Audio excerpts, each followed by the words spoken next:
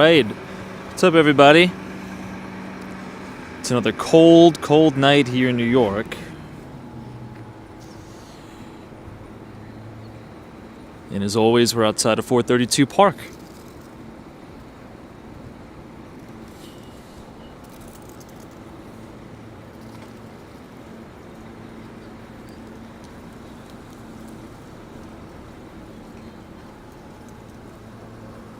I see Sarah, what's going on? Stephanie, Emma, Doc 7. Welcome. Good to see you. Alan, what's going on? Lawrence, Lauren, Victor,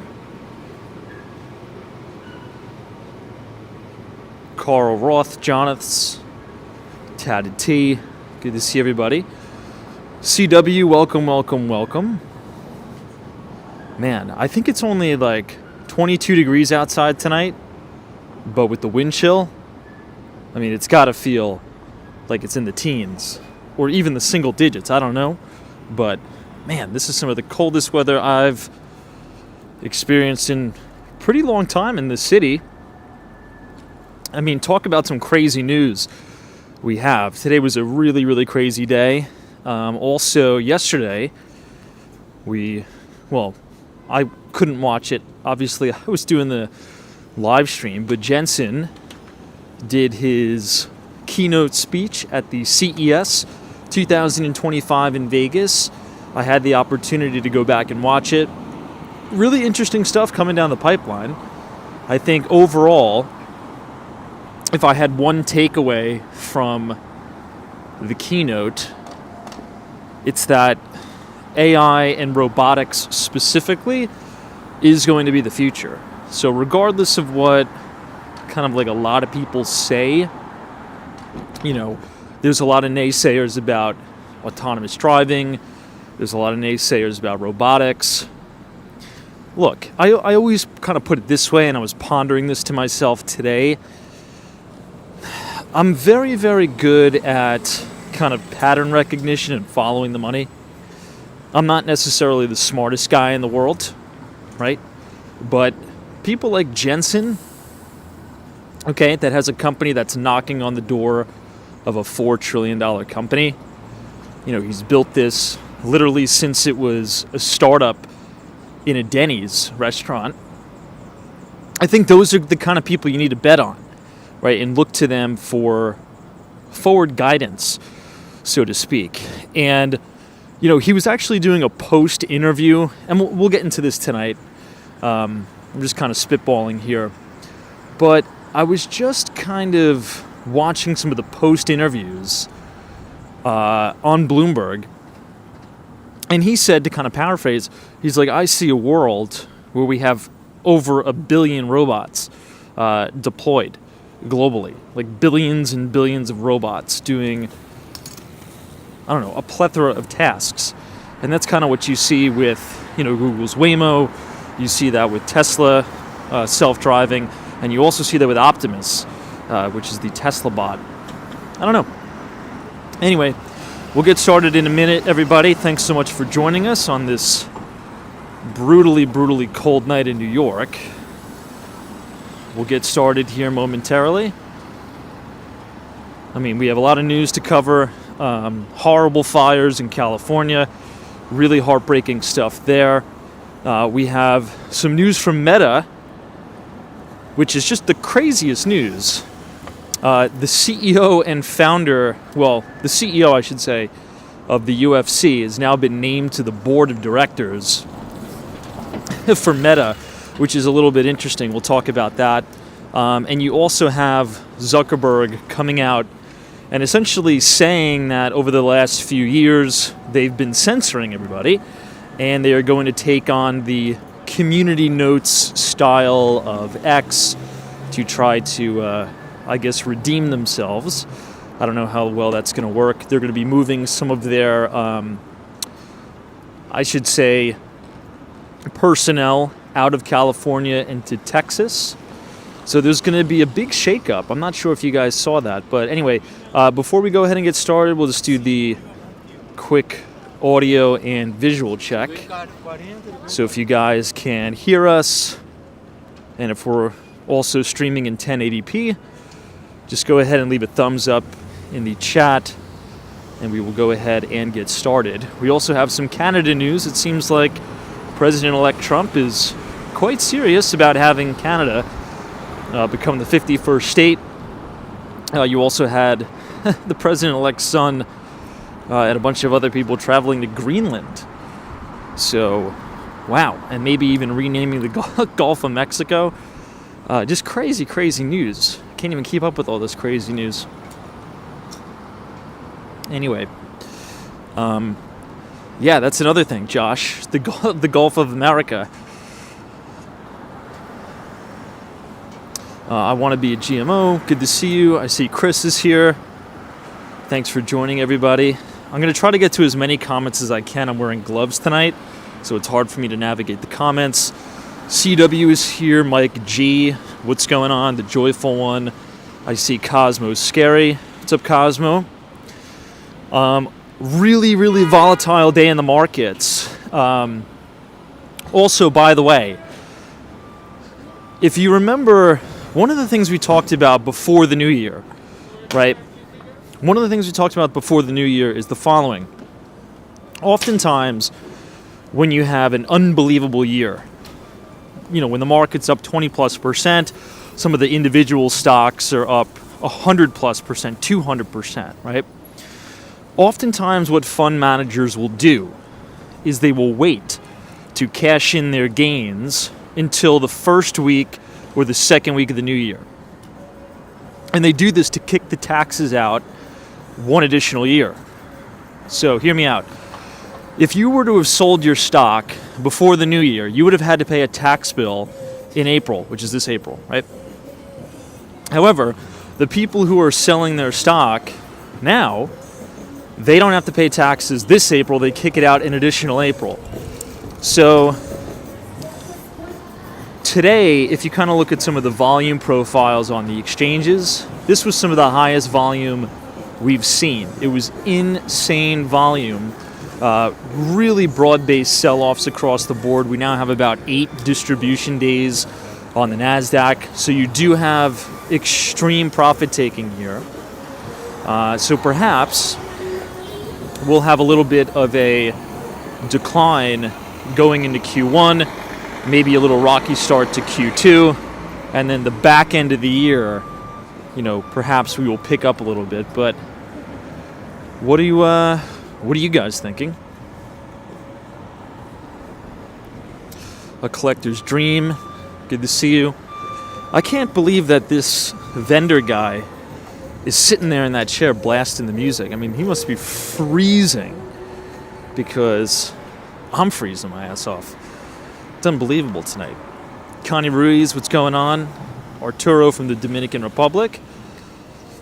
Sarah says that didn't happen last year, did it? Well, it depends, right? And you can really notice after the new year, everybody's back in the office, right? Usually from Thanksgiving time all the way through Hanukkah, through Christmas, through New Year's, a lot of people are away, right? The big boys and girls, as they say, are really out of the office. They're not doing much trading activity, but once they get back in, especially after a good year, that's kind of when you can have, those big movements. I mean, NVIDIA, speaking about NVIDIA, I think that was down around, 8% on the day. But the biggest thing is the volume. There was massive, massive volume across the board. I think this was a record in terms of volume on the exchanges. It was pretty harsh sell-off. So, Jose Manuel, good to see you, Jose. Thanks for joining us. Disrespect for doing this tonight. It's Brick City. It is. Although the wind has died down a little bit, so at least that's 2 thumbs up for that. The wind at least has died down. We're right outside of the 5th Avenue Apple store here. LS, what's going on? Jose, thank you so much for your very generous $5 donation. Appreciate you very, very much. It's even cold in Florida. I think some of my buddies who are in Miami, Fort Lauderdale, even the Florida Keys. It's only like 60 degrees, 65 degrees today, which is pretty cold for Miami. So, Brad, to some economic news today. Market huge overreaction. It'll hang in for a while before I throw in the towel. Well, I mean, like I said before, we do have those distribution days racking up. We now have 6 distribution days on the NASDAQ, and today was a massive distribution day. Not to sound super repetitive, but if you look at the volume that came out of this market today, it was quite a lot. We have some of the major indices again back below the 50-day moving average. So after a record year, to get defensive in this environment, not the worst thing in the world you could do. There was definitely distribution heavy across the board. This is a pretty cool view of the Crown Building, which is the Amman, New York, and then 53 West 53rd Street. I'm not sure if you guys could hear that, but the wind is howling tonight.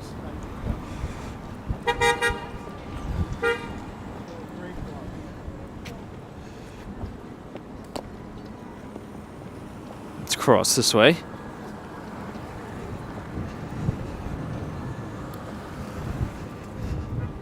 But, as I was saying, there's a really good interview that Bloomberg did, kind of as like a post-analysis of the Jensen keynote, right? And the interviewer kept asking, what is the number one thing that we need to be excited about for the future? Is it gaming? Is it, AI? Is it robotics? Kind of what is it? And Jensen's like, it's kind of a culmination of everything. But my big takeaway is that robotics is going to be a real thing. Right? There's a lot of people who think that's a kind of a pie-in-the-sky idea that, you're never going to actually have robots doing tasks and replacing human jobs. But all of the smartest innovators and leaders in the world are essentially forecasting that, or telling us that's kind of where things are going to go. He said it may not happen in 2 years. You're definitely going to see some action and some movement in 5 years, and in 10 years, 100% absolutely. So, how far off are we from having like a true Tesla Optimus bot in cafes or in our homes doing tasks? Who knows? Damn, Julio says it's 44 degrees in Tampa, Florida. That must be almost surreal. 44 degrees in Tampa? Jeez, hopefully it warms up soon. I may be down in Florida next week, perhaps. Not too sure, but hopefully we have some 80-degree weather then. Heli says Amazon is using robotics for sure. I kind of have a little bit of a different take on the whole robot situation. There's a lot of people who say it's going to be a big net negative for society because it's going to replace a lot of jobs. However, I always like to look at things from an optimistic point of view. And here's one of those points. If we think about the jobs that are most susceptible, or I should say most vulnerable, to be replaced by automation or robotics, so to speak.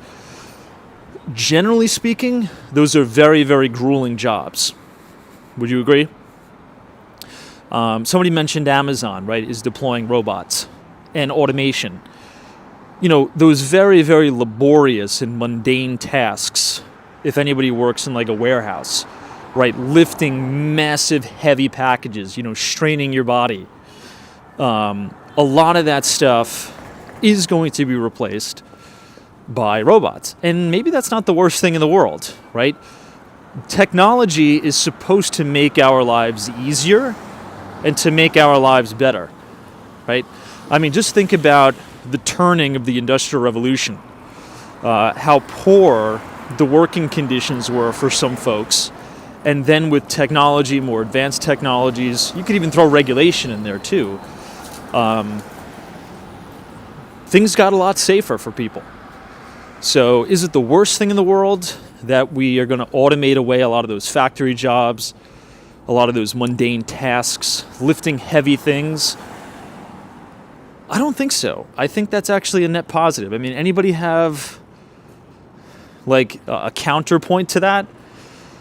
Because there's a lot of, particularly if you listen to news on one side of the aisle or another, like if you turn into Fox News, not to throw shade at any particular news organization, I tend to do that a lot, but they look at innovation, generally speaking, from a very, very negative standpoint.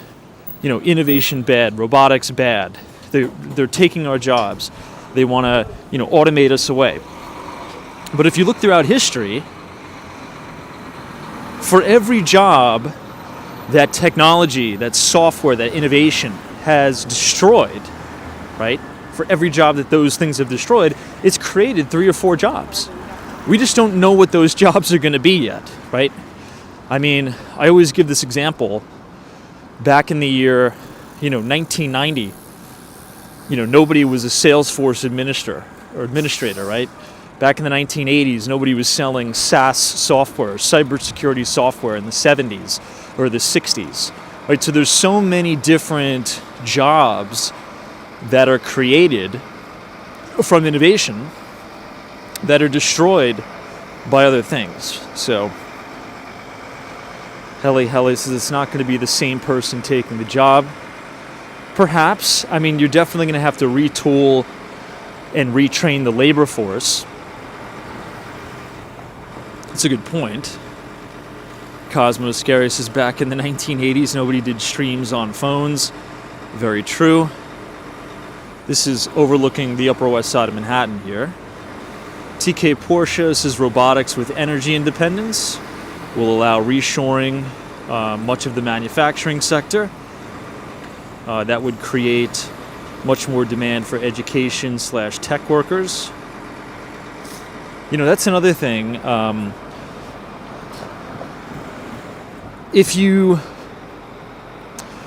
trying to figure out how to say this. A lot of people who complain that the manufacturing sector has really been hollowed out and cored out in the U.S. economy and moved offshore. One could argue that that's the very thing that has powered the greatest economic boom and innovation in tech and software. Right? We're really a services-based economy. We don't manufacture trinkets here. The U.S. is more of an advanced software, tech-heavy focused economy. And one could even argue, if you take it a step further, that we've kind of weaponized the U.S. dollar against the rest of the world to kind of have all of that innovation stay here.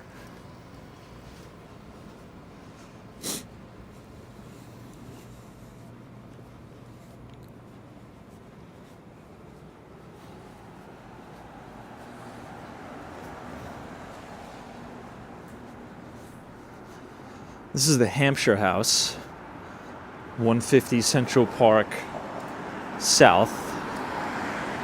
Ooh, this feels really good to stand under here. This is one of those heat lamps.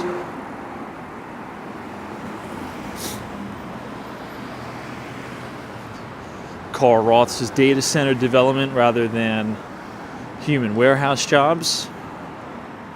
Sarah says my stepkids to the first robotics competition at the high school level, and it's wild to see what these kids are learning. I can only imagine. It's almost like, and I'm not saying that this is going to come true, but if you listen to kind of what Elon says about robots, to kind of combat that dystopian style of the narrative around robotics and replacement, he says things are going to be so plentiful in the future with AI and robotics. They'll just be almost like every single thing imaginable available to human beings, because we'll be able to automate so much. To sum it up, it's like work smarter, not harder, right? If I could have a robot do hard manual labor for me, why wouldn't I deploy the robot to do that, right? If I'm, a CEO of a big manufacturing plant and I have all of these employees that are putting together these, vehicles, so to speak, right? Well, what if I can invest money in automation and robotics so those people don't have to do that back-breaking labor, and maybe they can get transitioned over to some other part of the economy? Maybe like a software engineering, or who knows what it creates, right? But so I always try to look on the optimistic side of it.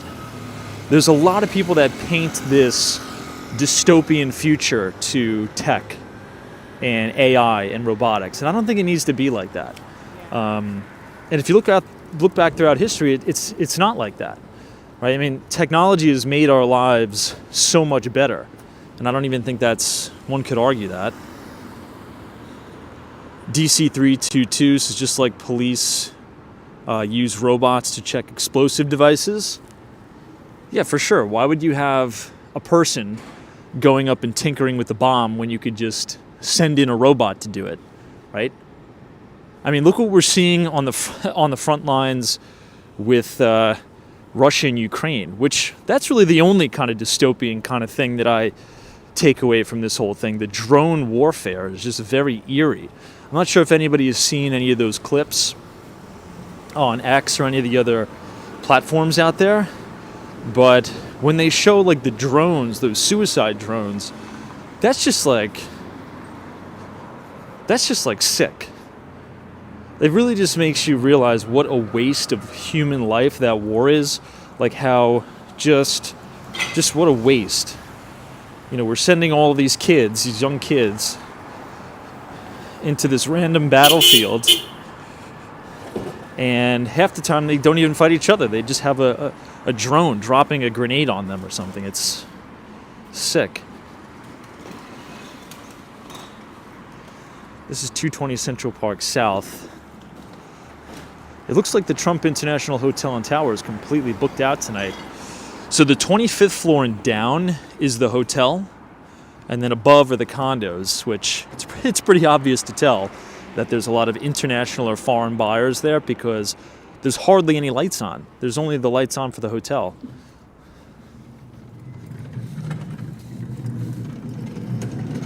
Soundways is Artley Coffee Shop in Seattle, serves coffee with robot baristas. Dude, has anybody ever been to the...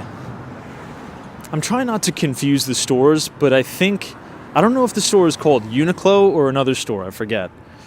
But it's in the Hudson Yards. It's like a very cool, I think it's a Japanese brand, I forget. But if you go there in the Hudson Yards, it's exactly what this guy just said in the chat. There's a robot arm, and you can order coffee on an iPad, and it makes like latte art like so perfect. It's the most insane thing. I'm trying to think of what that store is called. I don't know if it's Uniqlo. I think there's another one that's like similar, but yeah, you can, you're right, Cosmo, you're correct. Muji or something. I don't know how to pronounce it, but whatever Cosmo Scary put in the chat, that's what it is. If you go to the location at the Hudson Yards, that's such a good point that you brought up. You can order any drink you want, and it's fully autonomous. It's a robot arm that makes your coffee for you. It's the craziest thing. Hey, Leslie, what's going on? Good to see you. Welcome to Columbus Circle. Troy Atman says, do you think there will be robot real estate agents that can do the entire process of selling a place to somebody? That already is right now. The business of the real estate business could be 100% automated away. I think what you're seeing is more like a white glove service on the higher end, right? Because think about, you can just go on Zillow, or you can go on StreetEasy and look at things yourself. Do all the diligence yourself. If you want to hire a broker to give you that extra expertise, sure, definitely go for it if you don't have the time. What I'm seeing at the very, very high end of the market, right? Like, properties $10 million plus, a lot of in that sector, it's like dealing with very wealthy individuals, ultra high net worth individuals and family offices that kind of like to assemble a team to go out and procure things for them. It's like a white glove service, concierge, so to speak. So that industry is changing a lot, and I think it'll kind of fragment. And again, I could be wrong, but this is just my opinion. I think the industry will fragment into fewer and fewer and fewer agents, quote unquote, or brokers. And at the very, very, very, very, very high end, you'll have these real estate teams that'll essentially act as white glove concierge procurement of these properties. Hey, what's up, Lance? CW says, Tom, do you see rates lower a year from now? Need 5% rates, again, in my opinion. Well, the interesting thing is this. Stan Druckenmiller came out, I think about 2 quarters ago now, and he put a major short bond trade on, and he's making an absolute fortune on that because after the Federal Reserve started to cut interest rates, we've actually had an inverse reaction in the bond market. Bonds have been selling off like crazy. I mean, the bonds have been getting absolutely smoked, and yields have been blowing off. I think today, the 10-year U.S. Treasury yield just notched over that swing high again. So, I mean, if you look at the U.S. 10-year, just look at it entirely across the curve. That trickles down into mortgage rates, and you have a 7 handle now on a 30-year fixed. So what is that? I think the question is, what is the market trying to tell us? What is the bond market specifically trying to tell us, right? If you have, I think there was the 10-year auction today. I'm not too sure how that went. But if you kind of conceptualize what the bond market is telling us, why is the bond market getting sold off and why are yields going skyward, right? Are they predicting maybe a wave 2 of inflation? I don't know. I mean, if you look at the labor market, we're pretty much at full employment. The unemployment rate in the United States of America is at really all-time record lows. So you have a Fed that is cutting and trying to ease into seemingly what seems to be a really, really strong economy, right? I mean, people could debate that till the cows come home, but obviously there's the old saying, the stock market is not the economy, but you have markets raging, you have real estate valuations at near highs, right, depending on which market you're talking about, and you have the Fed easing. Not only the Federal Reserve, but central banks around the world really are kind of easing.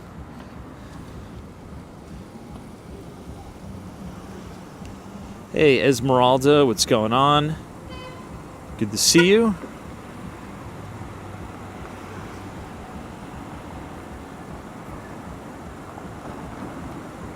Oh, was it President Carter's funeral today? Damn. Brad's Brain says, I think everyone is wrong about inflation in 2025. The fear is incorrect with oil flowing and Trump policies. Prices are going to come down. Possibly.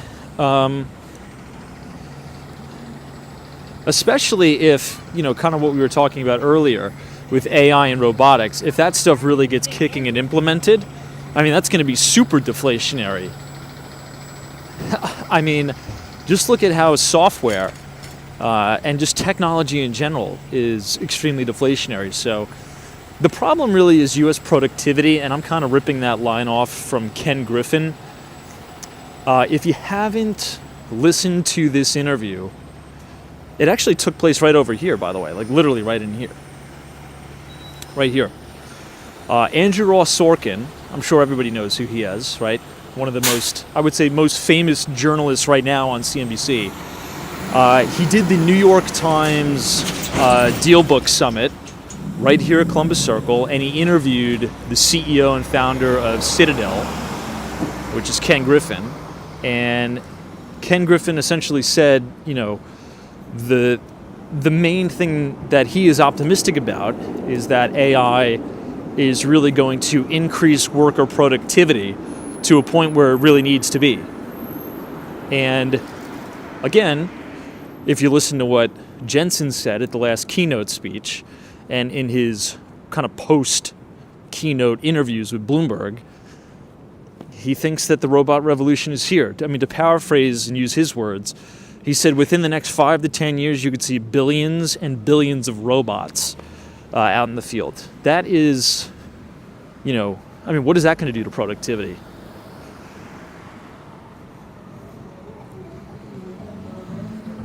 We're now venturing a little bit into the Upper West Side of Manhattan, but it's getting so windy that I think I'm just going to turn it around, make a little bit of a U-turn here.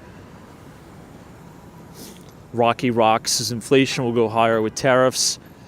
Maybe. I mean, you have a point. But to Rocky Rock's point, the way I see tariffs... Oh, there's that Cybertruck again. The matte red Cybertruck. We haven't seen that guy in like 2 weeks. It's usually always parked either here or on the other side, but interesting matte red Cybertruck. Now, I've always said that the politicians and the media on both sides of the aisle, right, the CNNs and the Fox Newses, the Trumps and the Bidens and the Harris, all that stuff, they've been really disingenuous about tariffs. They just don't pitch it right. But I understand why they don't pitch it right. Because you would never win an election if you pitch tariffs honestly. Because tariffs are really a negotiating tactic to get a better deal. Nobody wants to just slam tariffs there and leave it there in perpetuity, right? Because that would cause a short-term inflationary pressure. But who knows? Maybe, Trump goes so hardball on these guys that everybody just comes back to the negotiating table and everybody gets a favorable deal. But there's no guarantee on that, right? So the pitch is, there's no guarantee that this is going to work, but we're getting ripped off. I'm just kind of paraphrasing Trump. There's no guarantee that this is going to work, but this should get people back to the negotiating table to have America be on more favorable terms. So maybe that takes a little bit longer with some countries as opposed to others, which then would lead to potentially the increase in the cost of goods. So it's true and it's false in the same breath.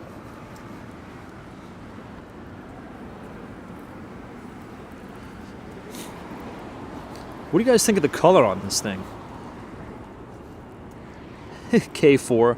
This is one ugly vehicle.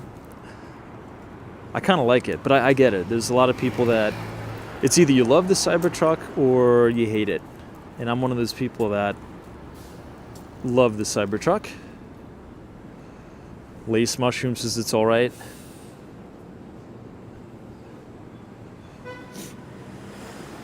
Yeah, I know. Sue Rowland says prayers to all those affected by the fires. It's crazy. Really, these fires came out of nowhere in California, but it seems like this happens once a year. I was reading an article, I'm not too sure if this is true or not, but apparently it's possible that some of the homeless people are, not on purpose, but, they're lighting fires to stay warm, and this is causing massive brush fires. So, the property damage is going to be just unbelievable from that. And then we'll probably have a whole other discussion about insurance premiums, right? If anybody lives in the state of California specifically or the state of Florida specifically, you've probably seen your insurance premiums just absolutely blow out. And you're probably going to see the trend continue of insurance companies just pulling out of the state of California and pulling out of the state of Florida. They just won't insure them.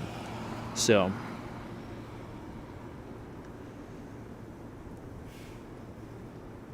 this is an awesome shot of Billionaires Row. Stephanie Stearns says, thankfully I'm not in a fire zone.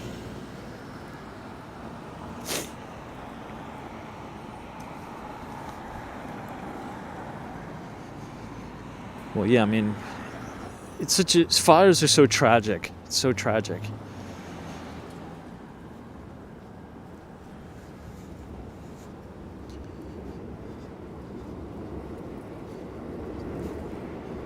And here we are passing the congestion pricing here, just off to the left.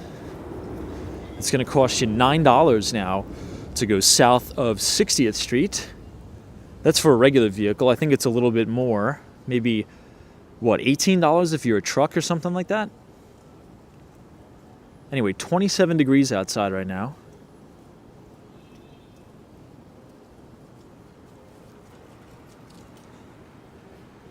They haven't taken down the Christmas lights in front of Trump Tower. Now, speaking of Trump Tower, I want everybody's honest opinion on this because I'm a little bit torn. I'm sure everybody's seen the news, right? It's been blasted everywhere. Solo 401, good to see you. A few things have been happening over the last few days. It appears that President-elect Trump is quite serious when he says he wants Canada to become the 51st state. That's number one. Number two, what was number two? I'm so freezing that I can't even remember number two. Greenland. The president-elect's son was on Trump Force 1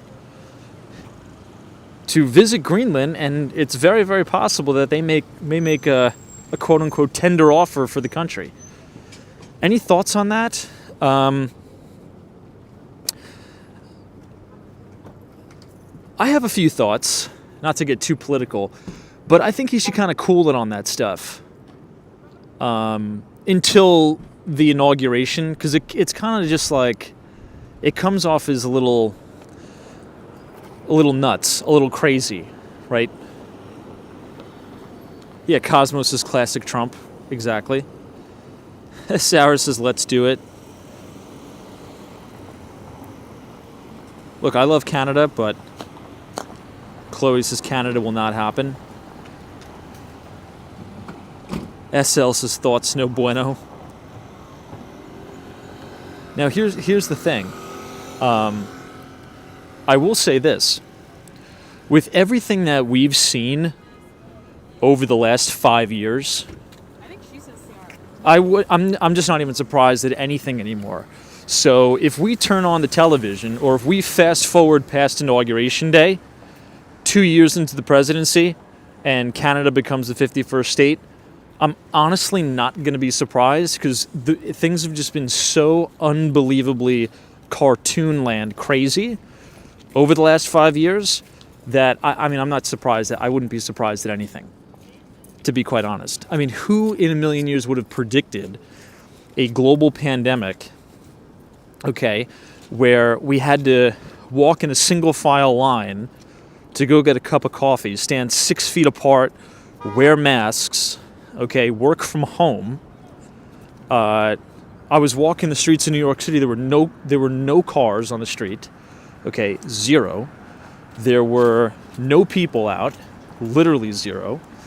That is like a once in a lifetime event.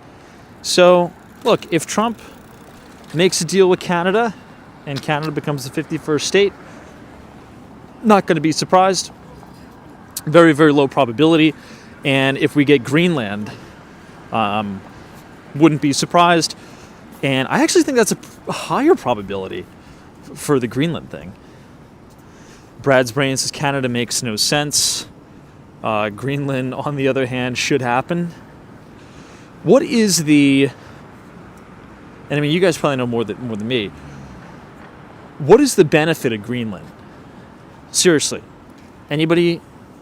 Like, what would be our benefit of that? Just more land, more resources, I guess? Right. TK Porsche says, nor would the Canadians want anything to do with a scheme like that. Paul McNeely says oil. I'm getting a lot of oil. But here's the thing. We have our own oil here. Like the U.S., the United States of America, we have such abundance in oil and natural gas. Yeah, Docs, everybody's saying oil, and I get that, but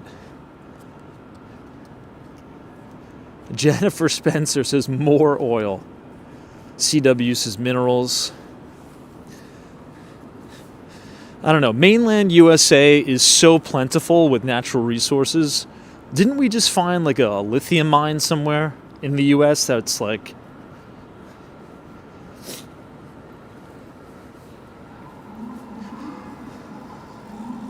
Eric's military base. Brad says strategic location.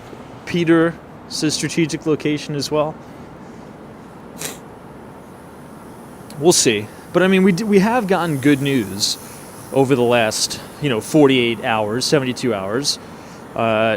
Trudeau is going to be stepping down as prime minister. And I think that is the best thing that could have ever happened to the great people of Canada. So, dollar bill says it's like having Alaska. Well, I don't know. There's a lot of different opinions flying around, but I think there's one thing that we could all agree on. Democrats, Republicans, right, left, conservative, whatever.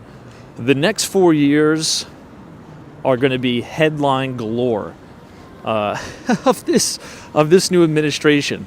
If you thought the headlines were crazy over the last 5 years, the headlines are just going to be so, like, Trump. I think the Trump administration is going to make some wild moves. Joyce says, why is that? Trudeau is an okay PM. I respectfully disagree.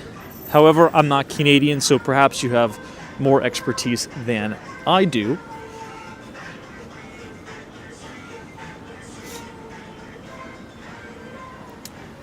This is 217 West 57th Street. This is the main entrance to Central Park Tower.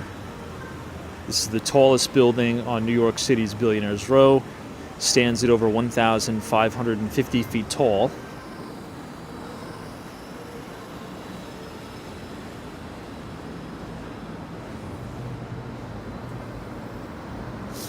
Jack S. says Canada's GDP per capita has been going down.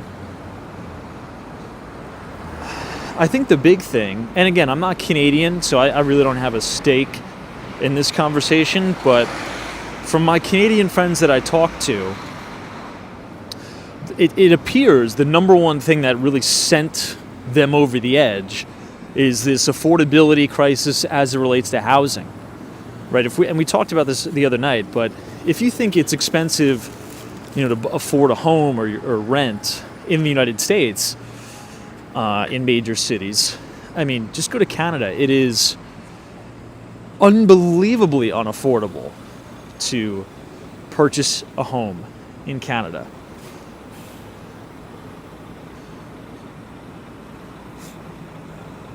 That's such a unique shot of 432. Beautiful shot. This is New York City's Carnegie Hall, just over to the right.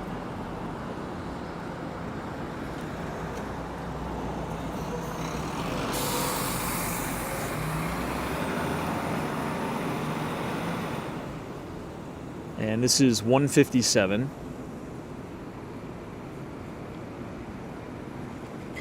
Green 007s is my home has increased value 4x since 2022.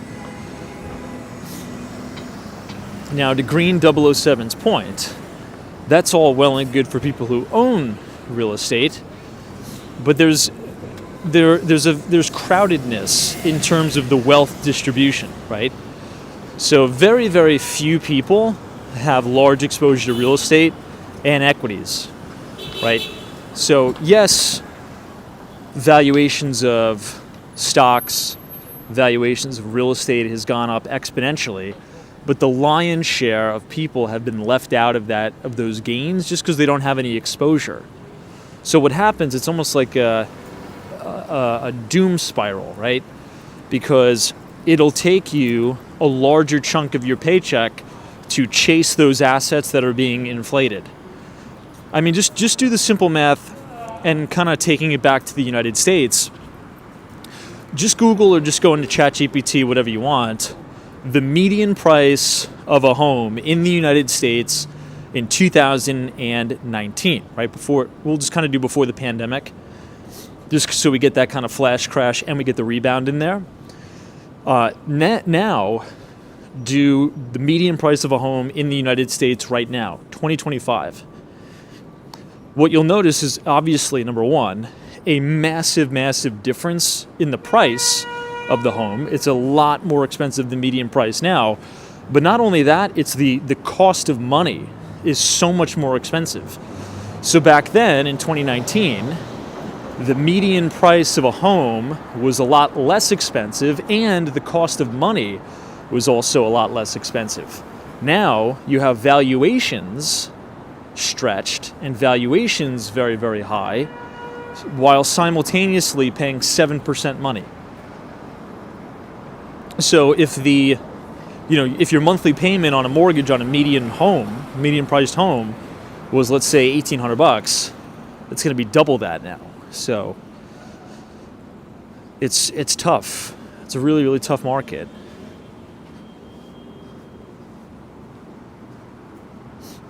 Carl Ross's Canada has a huge nickel deposit, and that is very valuable for electric car industry.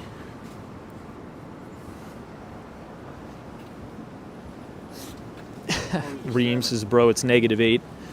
How are you not freezing? I was freezing for a little bit, but an hour into, we kind of warm up. We're just kind of walking around.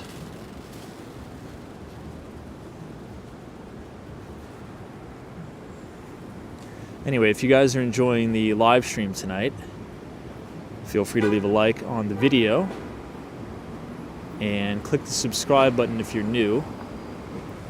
That was a good shot of Steinway Tower, 111 West 57th Street. Grand Street 1, what's going on? Thanks for joining us. I actually got to get another shot of this building.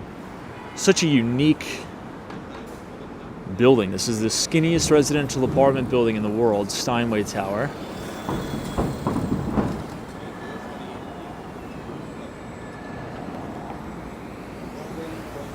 It's kind of like a Batman movie.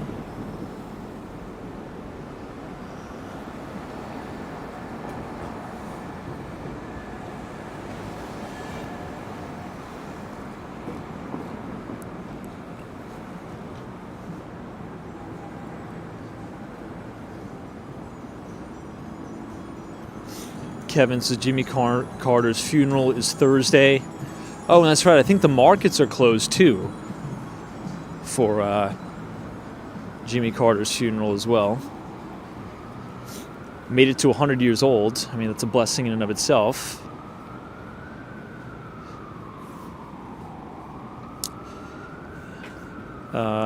Kirby says more companies are requiring 5 days back to the office.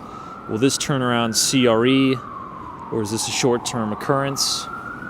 Well, in my view, I think companies are trying to do one of two things, or they're trying to do two things. We'll wait for the FDNY to go by.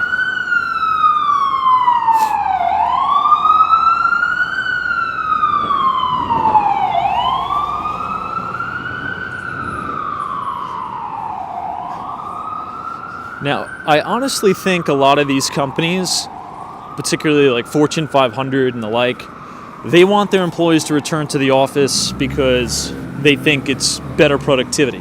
That's number one. But number two, they know that if they do a mandate at the beginning of the year that says, we require everybody to be in the office 5 days a week. The most recent company to do this is JP Morgan Chase. I saw this come across Bloomberg today.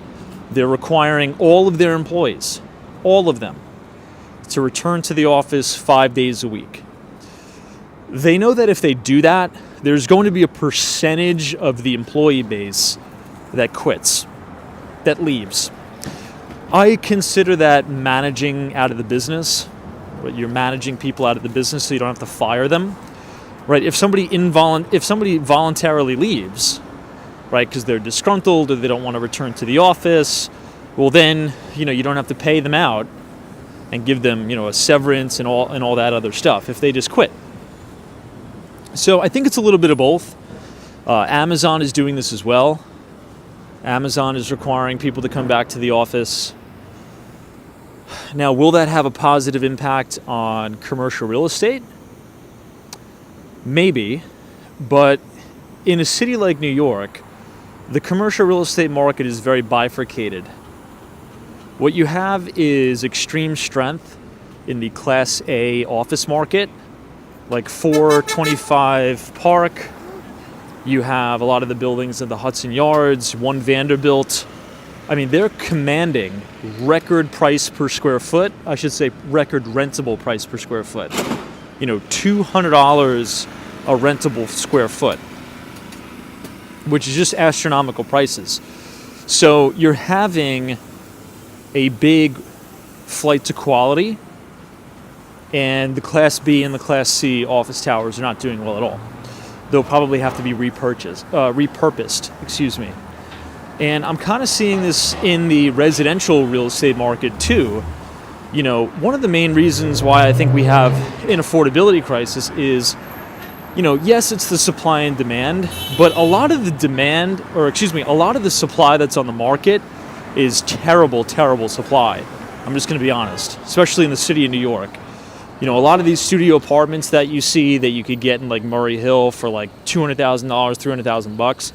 These are like rat-infested, really, really nasty kind of places, really run down, not good. So a lot of the supply that's on the market is really, really piss poor supply.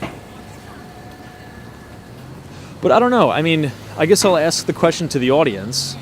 Has anybody here been asked to return to the office 5 days a week?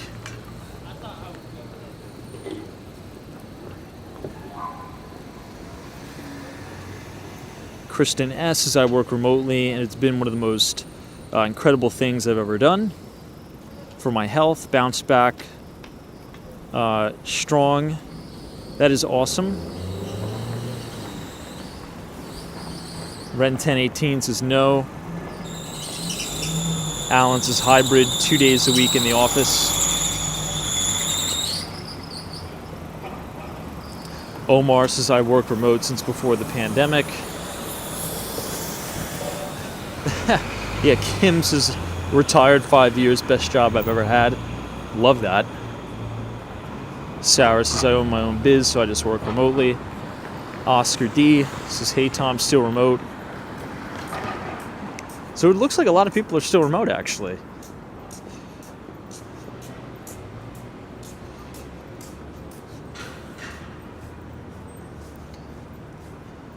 Wow, someone's saying 8 years remote.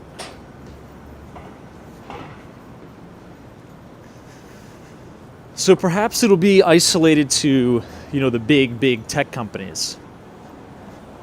Because you also have to think about the salaries that are paid at those companies, like Meta and the like. Those are pretty big salaries.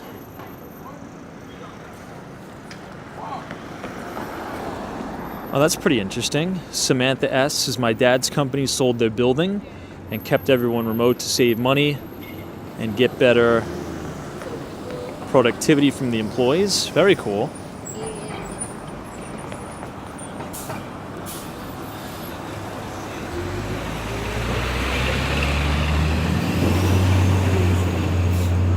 Here's also another way to think about it. Everybody was kind of surprised today. They're like, wait, what? JP Morgan Chase is requiring everybody to go back into the office as a mandate 5 days a week. I'm not really that surprised. And the reason why I'm not surprised is a little concept called follow the money. If you haven't noticed, JP Morgan Chase and Jamie Dimon spent over $1 billion to build, you guessed it, an office tower on Park Avenue. You think they're going to spend $1 billion to let that office rot and waste on Park Avenue and sit empty? Of course not. So, Citadel is doing the same thing. Citadel is building 350 Park. There's a lot of new office towers going up, companies sponsored in Miami. So, I mean, if you work for company XYZ that's building $1 billion office tower, and then the CEO announces that everybody has to return to the office, you probably shouldn't be too surprised. That's just kind of the way I think about it.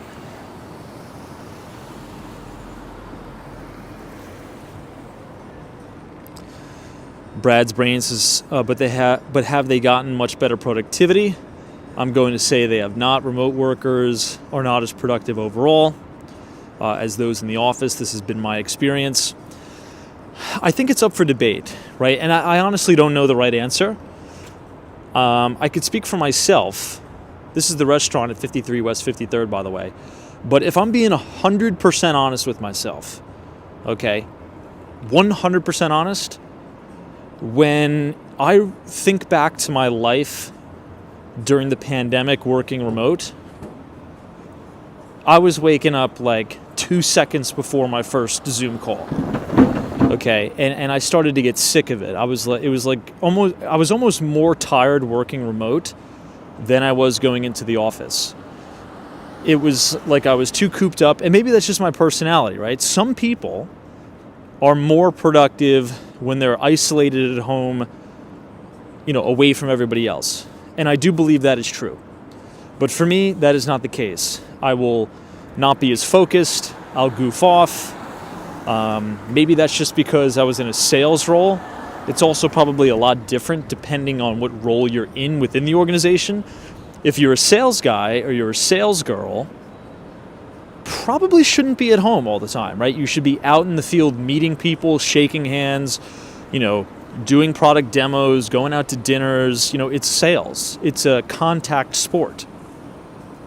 But maybe if you're on the engineering side or if you're in HR, well, then maybe working remote is better for you. But I could say with 100% certainty, I was like, you could even say maybe taking advantage of the company working remote. This is 53 West 53rd. Beautiful, beautiful building. You can kind of see the pool if you look right here.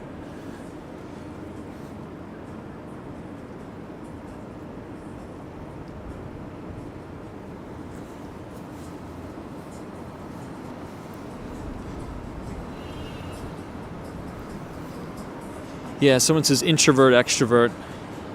Cynthia says working remote is exhausting. Kirsten S.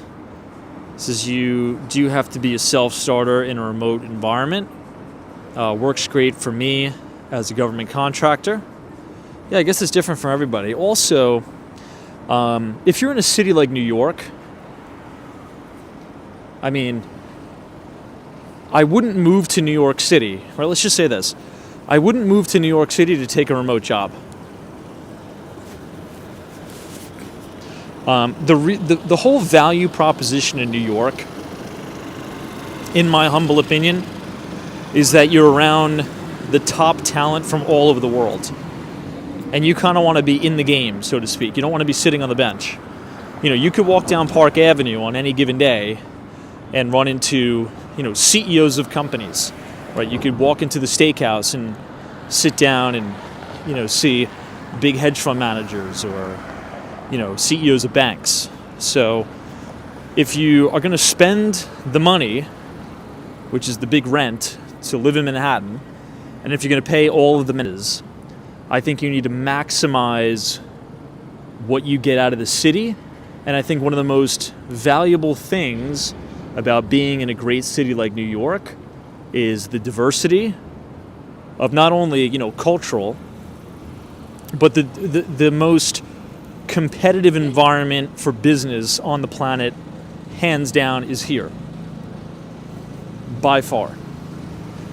And that is a huge, huge benefit of being in the office every day, getting FaceTime with not only your boss, but with clients.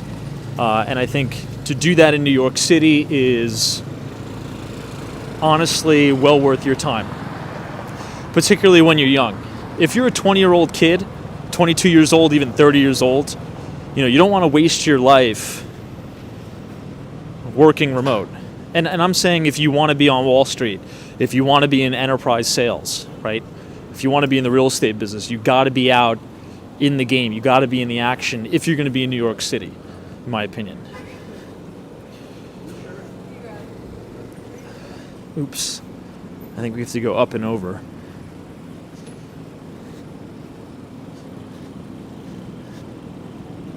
I forgot there's a dead zone over there.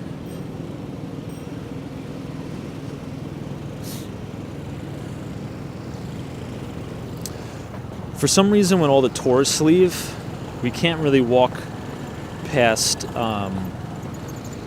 what do you call it? Radio City Music Hall. There's a big kind of dead zone over there. So we'll just go up and around.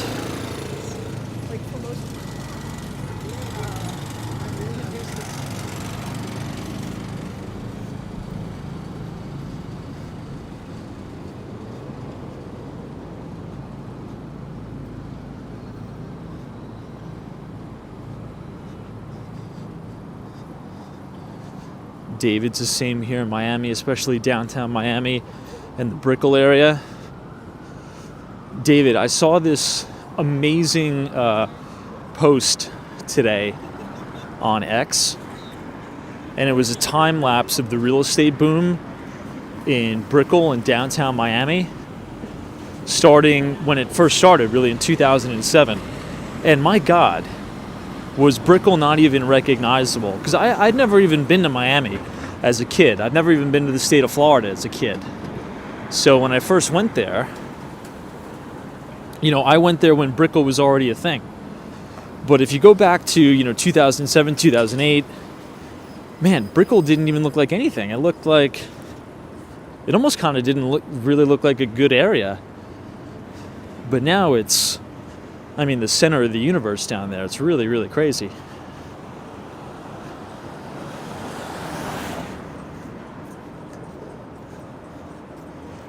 Nights, is it chilly out there? Hopefully you got a warm jacket. We do. I'm definitely bundled up.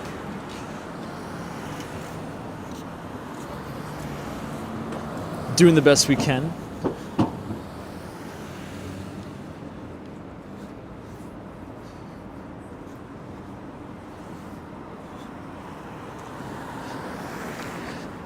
Reggie 44, this is Miami Vice.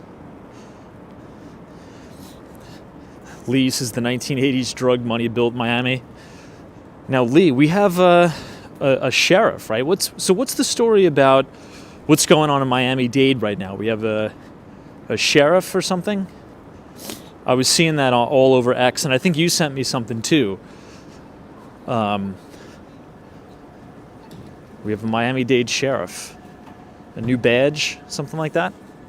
Hopefully I'll be down in Florida next week, please God.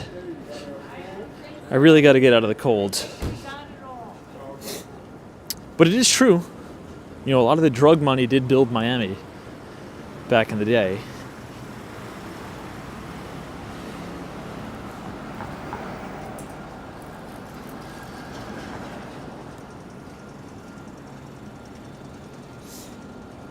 If you think it's cold here in New York, it's like 65 degrees in Miami, Florida,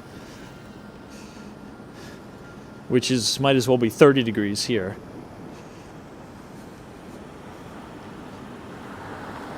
DC 322 says a lot of corruption or corrupt Miami cops back then also. Yeah, I feel that's widespread too. There was a lot of corruption in New York as well. Really, Giuliani. This was well before my time, but Giuliani kind of busted all of the rampant crime and corruption in the city.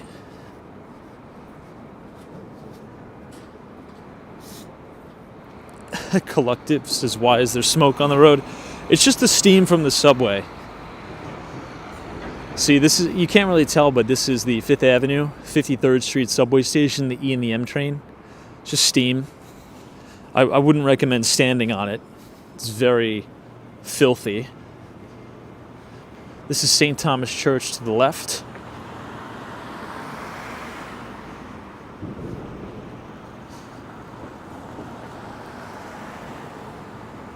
This is that new building, the Rolex building, I believe.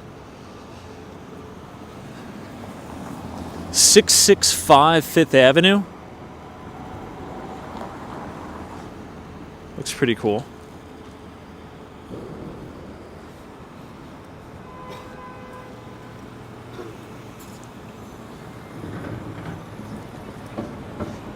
What a difference.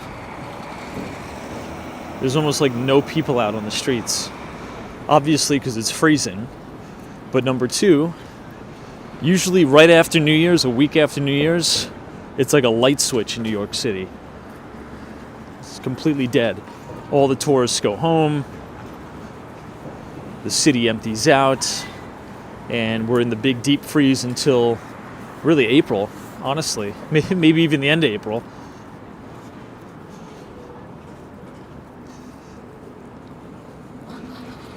See, they're even taking down all the Christmas trees here.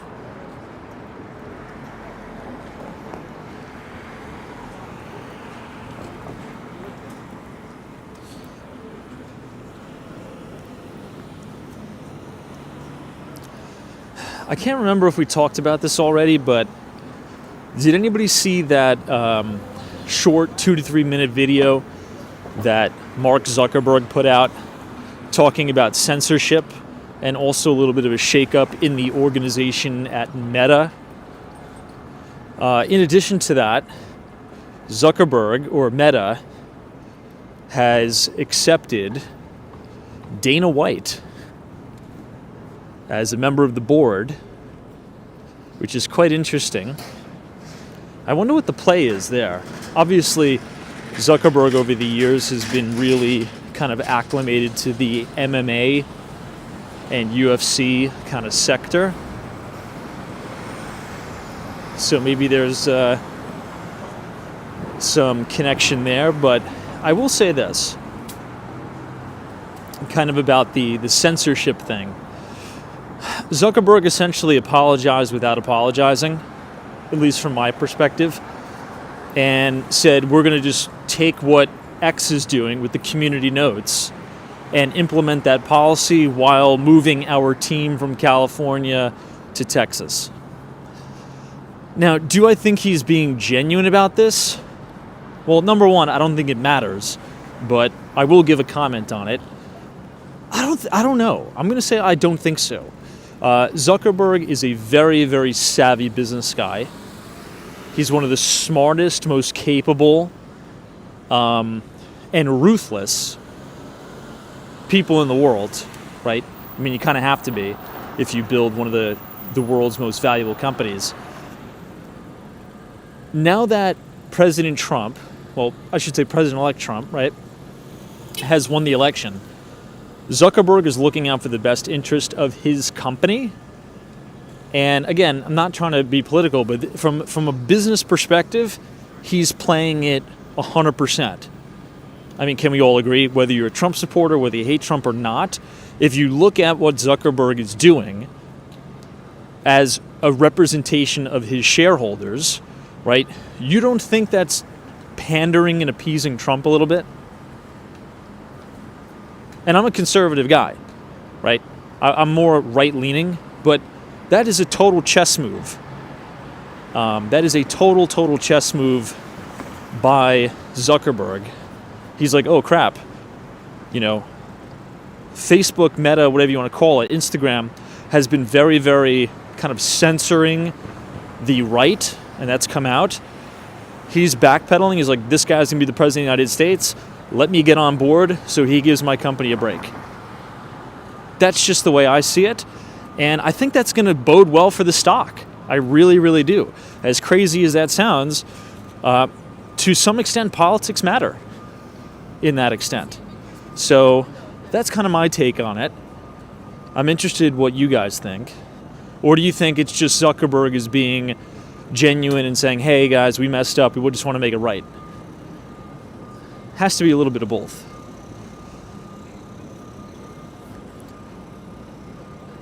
Oh wow, they still got the Christmas tree up. What the heck? I wasn't expecting that. Harry says agree.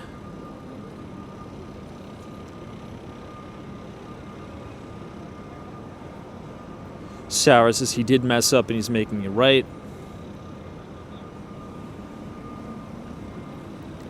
Mike G says it's a business play.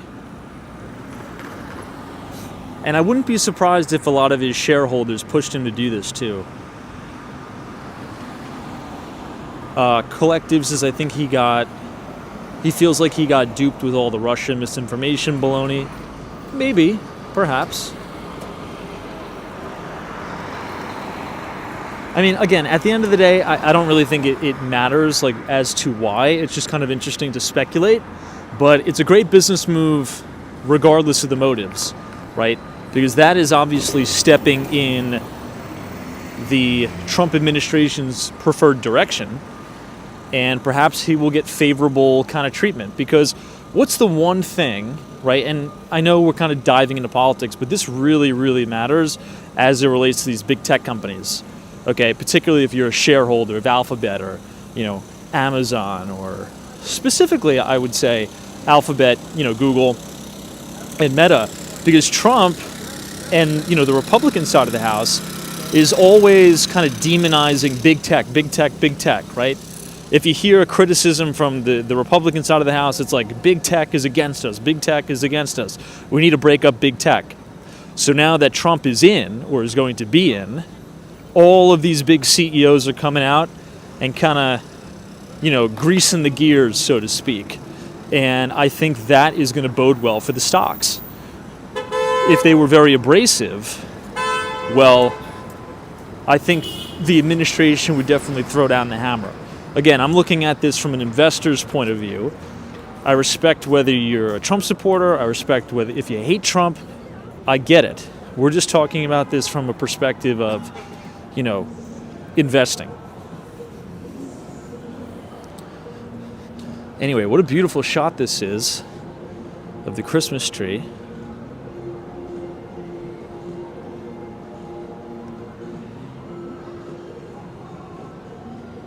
SL says there's slime balls. Hey, maybe.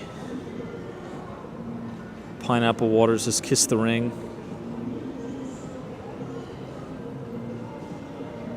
Let's get a little bit closer to the tree. TK Porsche.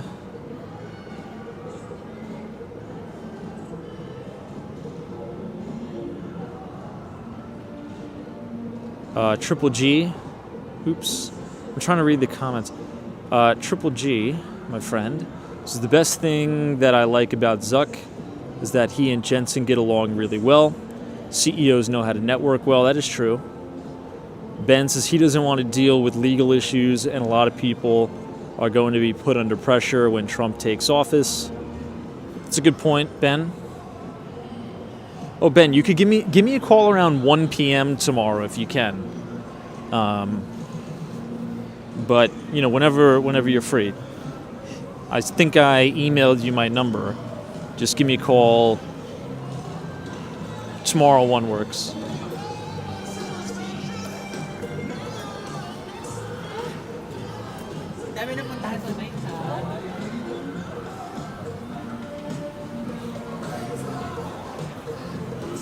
Now I think it was Triple G who just said that Zuckerberg also has a good relationship with Jensen.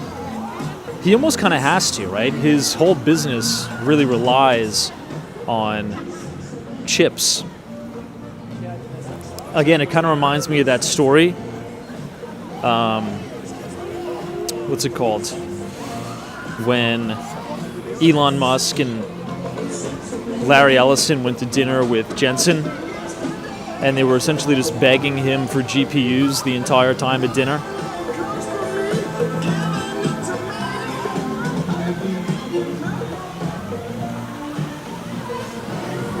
Wow, even for being so frigid cold?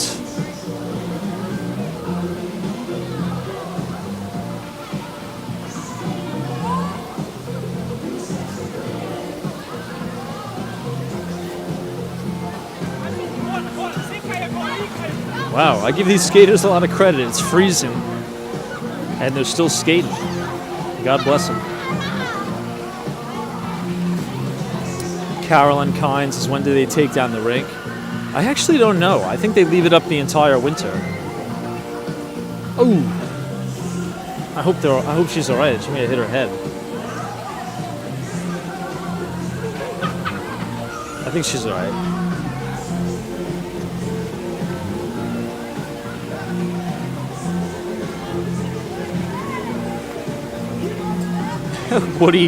Woody Hayes says you just lost ad revenue. True, but it is what it is. It is what it is.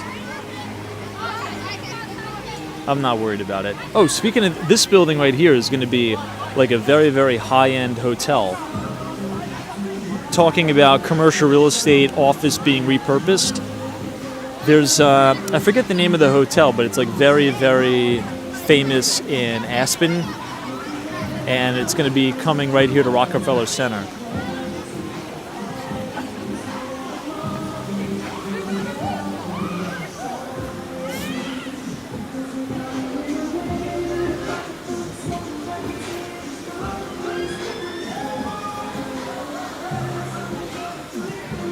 I wonder if the Bryant Park fountain is frozen. It must be.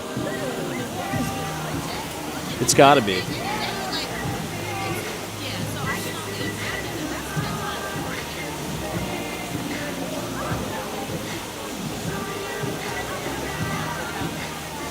Hey, what's up, Fun Feeds? Good to see you.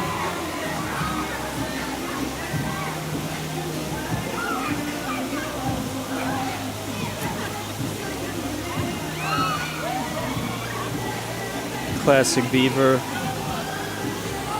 Yeah, we're talking about politics in the context of big tech. So the governor of New York, she's really irrelevant to me. I don't really care.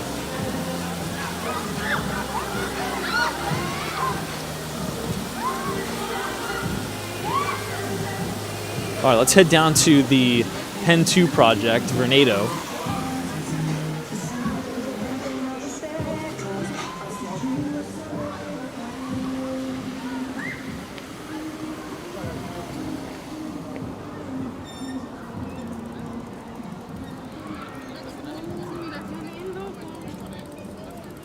Santa Claus is out a little late. It is kind of a bummer that the Christmas tree is going to be taken down soon.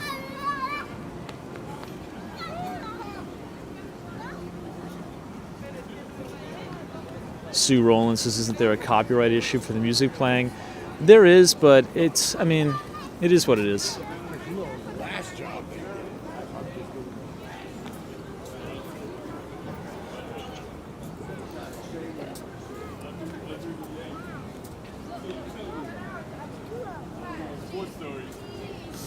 It smells good. It's almost like a big air freshener.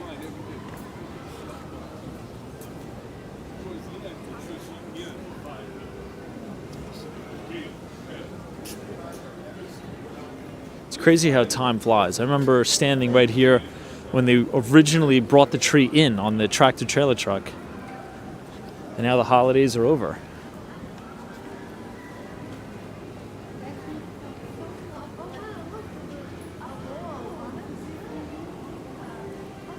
So that is 270 Park to the right.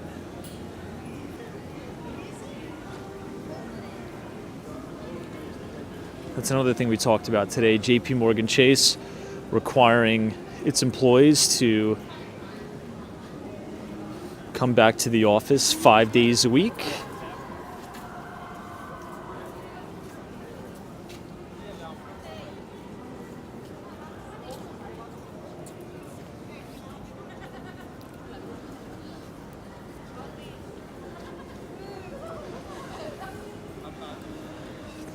I may go to the diner after this. Get like some matzo ball soup or something. It's that cold. Tonight's like a very New York diner night. Midnight, 1 a.m. Diner moment in New York City. Borge says it's definitely positive for JP Morgan Chase. Yeah, it's definitely positive for them because they're probably going to shed at least a portion of their employees. Now, speaking of shedding their employees, Bridgewater, who is the Ray Dalio, they I think let go. I actually don't want to say the amount of people they let go because I don't remember. But if you just Google Bridgewater Associates, they had massive layoffs today. I think it was over 1,000 people.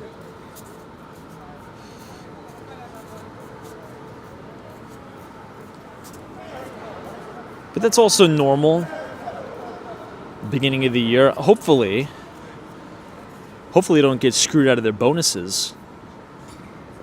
I don't think they will. But again, I don't know how that works. Bonus season usually hits early February.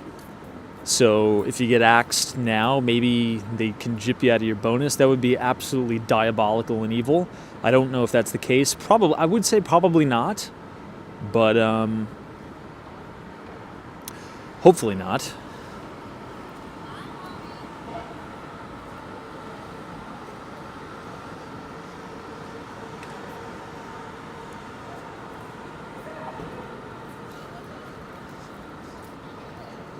Anyway, if you guys are enjoying the stream tonight, feel free to leave a like on the video and click the subscribe button if you're new. We do these streams pretty much every night, starting at 8:45. Now, that's another good point. Bonus season this year on Wall Street should be quite monumental. Not as big as 2021, but it'll probably be pretty massive. And Wall Street makes up a large portion of the economy, whether you like it or not. They do. We'll take one more look at the tree. And I think when those bonuses hit, that's going to impact consumer spending. You know, when all these bankers get their bonuses, they're going to be spending it on trips. They're going to be going out to the restaurants.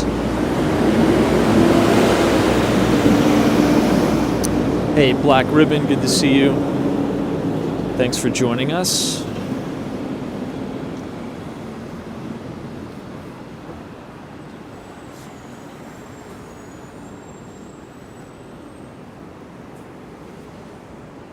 What do you guys think of the design of 270 Park?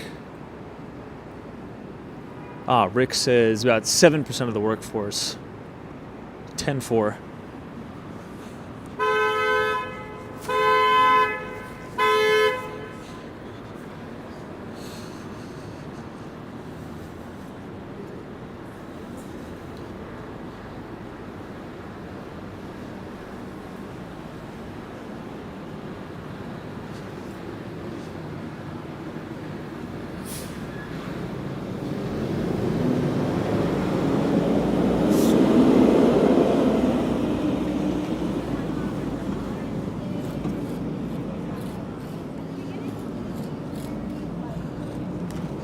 Okay, let's make a right.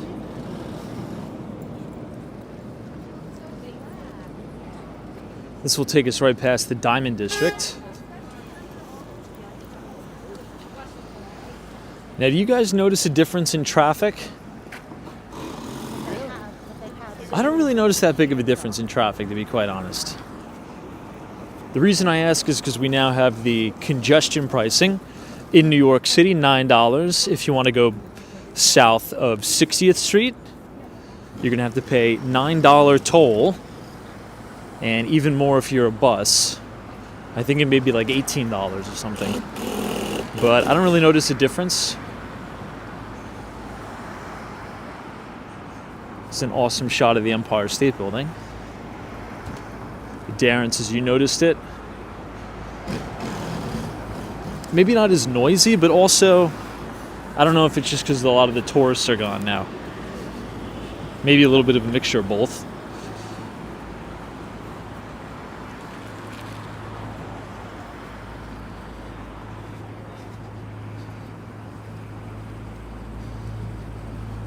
We're now passing New York City's Diamond District.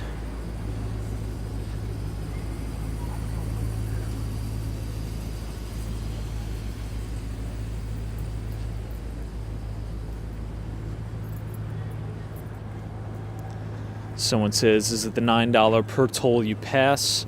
So once you take your vehicle south of 60th Street, you pay a toll. If you come back and go in again, you pay the toll. A lot of you were sending me this article essentially stating that one of the main reasons, I should say, why we have the congestion pricing is from because of rideshare companies like Lyft and Uber were really lobbying for it. Maybe. I honestly haven't really been paying attention that much, but I guess it makes sense. Now, here's the thing I don't understand about it, and I guess I should. I'm a New Yorker.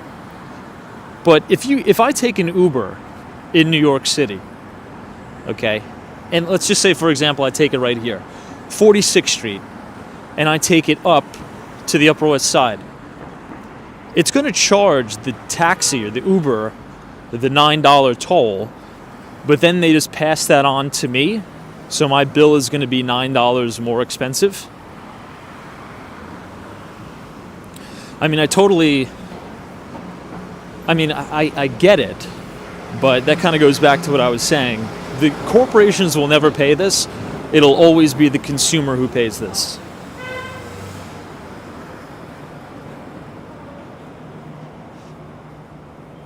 So, hey, who cares? I mean, so the Uber drivers don't care, right? It's just, we're just going to pay it.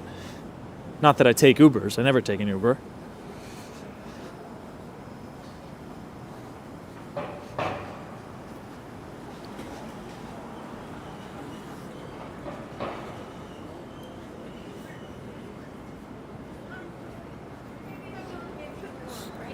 Someone says, I'm sitting here watching you 40 blocks north. Yeah, in New York City, it's either in the wintertime. Sometimes your apartment can be so ridiculously hot, you can't sleep. A lot of times, apartments in New York City are hotter in the winter than they are in the summer, because a lot of times we have steam heat, especially if you're living in like a pre-war building. And you make sure you don't touch the pipes, because the pipes are like scalding hot. It's insane.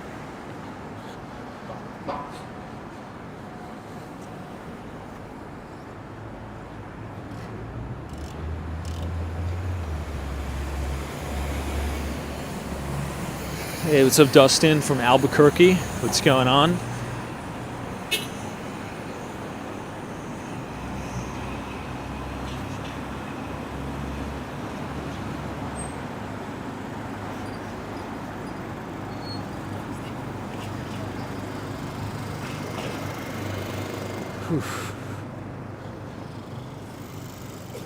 I may have to take a little bit of a detour in Grand Central Station.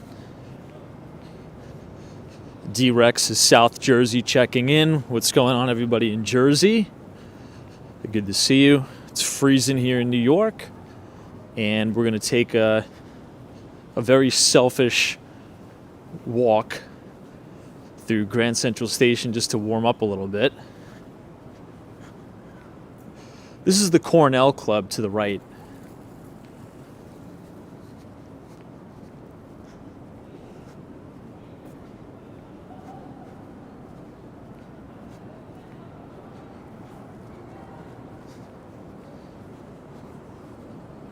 You know it's cold in New York when you have these beaming out of the ground.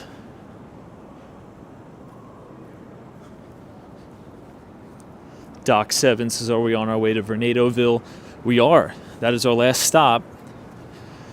34th Street, Penn Station, the new Penn 2 project by Vernado. But the most successful Vernado project in New York City is 220 Central Park South. I think they made about $2 billion on that project. A massive, massive sellout.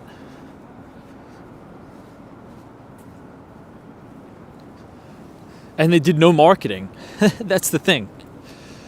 I was thinking about this today. A lot of times at the very, very high-end luxury real estate, buyers are really vying for exclusivity.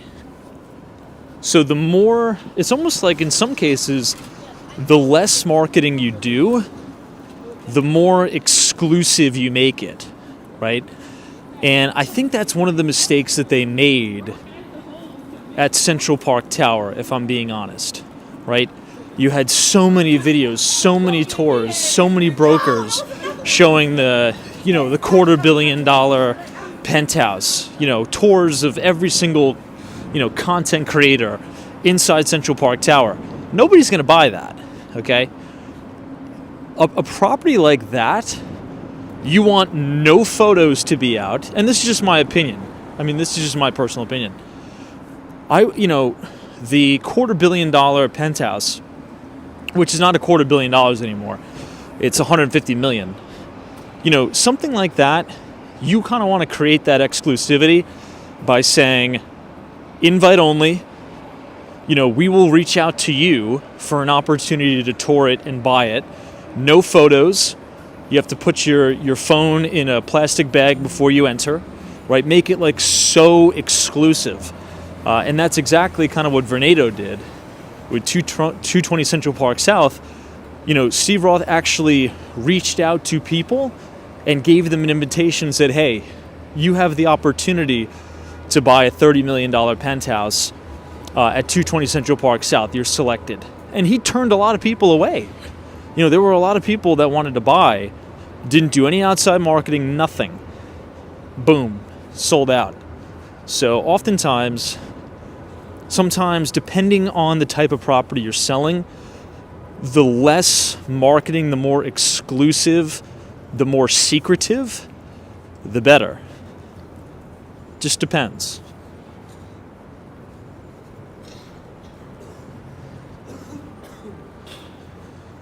Right here is 15 Vanderbilt Avenue. This is the Campbell apartment. This is a really, really classic and unique bar. Check it out if you want to Google some of the photos of it. It's stunning in there. Campbell apartment.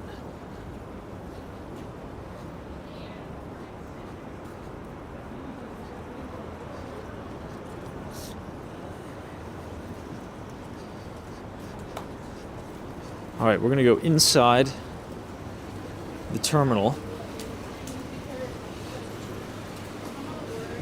Whew.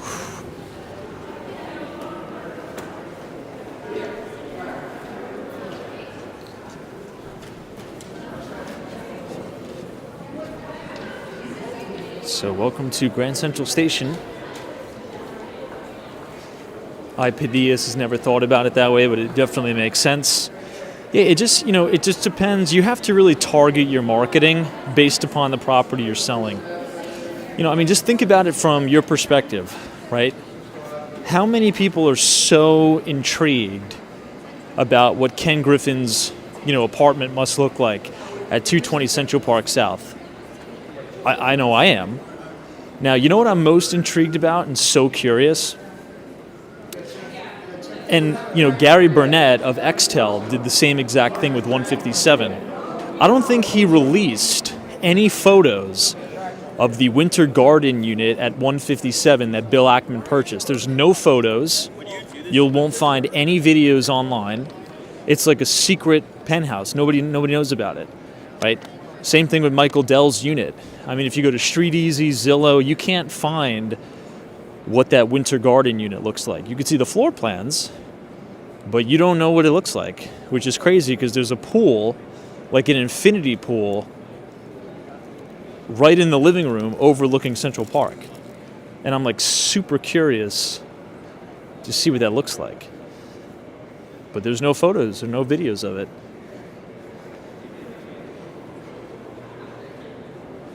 All right, let's turn around and give you guys a shot of Grand Central Station.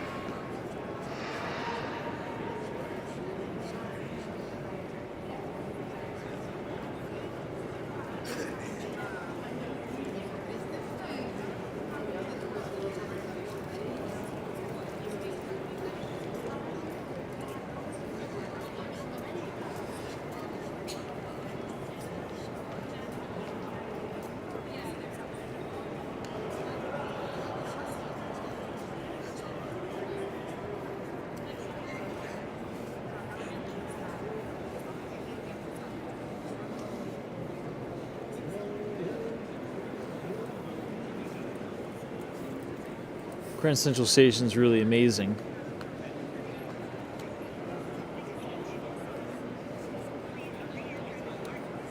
Check out this ceiling. Now, I've told this story a million times, but if you look at this little black speck right here, that's what the ceiling used to look like. That's all the tar and the cigarette and the cigar smoke that they used to smoke here, and it stuck to the ceiling, and they left that little rectangle there just to kind of reminisce on what it used to look like. Pretty crazy.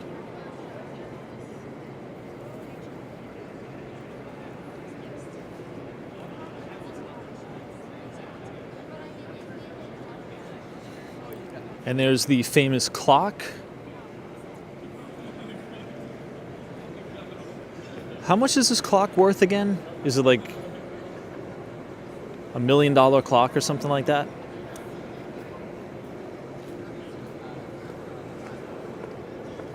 I forget. I know it's expensive. I just don't know how expensive. Maybe we'll go out this way. Another thing that's crazy about this building is all the chandeliers.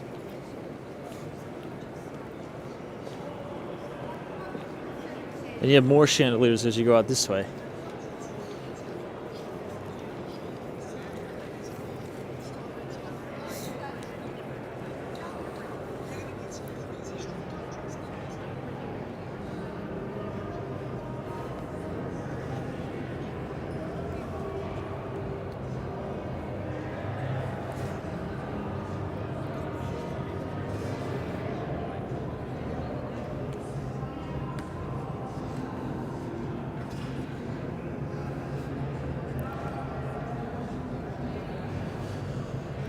This is a cool little bar here too.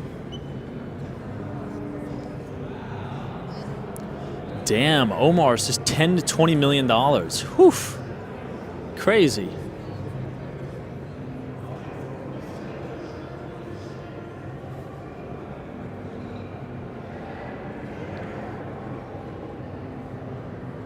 All right, I think we are well rested and recharged to head out into the frozen tundra once again.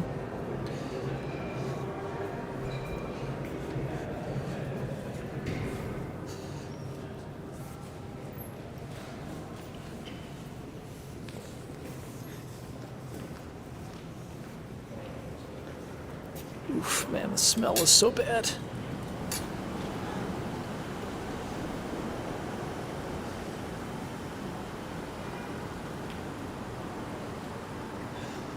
Check this out. As I point the camera up, speaking of Class A office towers, this is One Vanderbilt. Now, if you have an American Express card, I say this all the time, but you could call the back of the card and book a reservation for the Centurion Lounge at the top. And it's unbelievable views. Really, really cool. That was Pershing Square back there, Bill Ackman. I always think of Bill Ackman, Pershing Square. Then you have that diner, restaurant diner.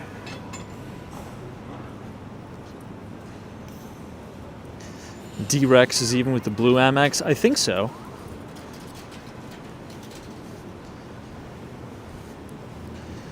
So we're now headed towards Bryant Park. You can see Salesforce Tower in the distance. Mark Benioff. You know, Benioff actually tweeted out something today, or posted something today on X about Jensen's keynote speech.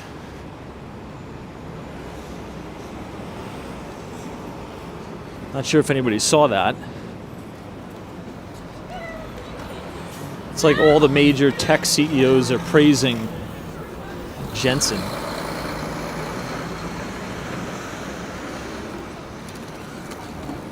Oh, we're about to hit a big wind tunnel here.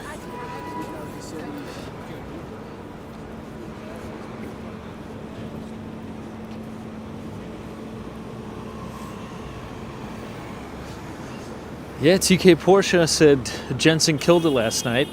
I thought he did really well. Lots of exciting things down the pipeline. I think the biggest takeaway for me was when in the interview after the keynote speech with the Bloomberg guy, he's like, I think we're going to see billions of robots out in the world in the next 10 years. Billions of robots. He was also praising Elon Musk a lot in the interview about self-driving, fully autonomous, big data. Elon Musk and Tesla, not only is Elon a customer of Jensen on the Tesla side of the house, but also on X, right? I mean, Grok AI has tons and tons, I think hundreds of thousands of orders from NVIDIA, and I think they're set to double that next year.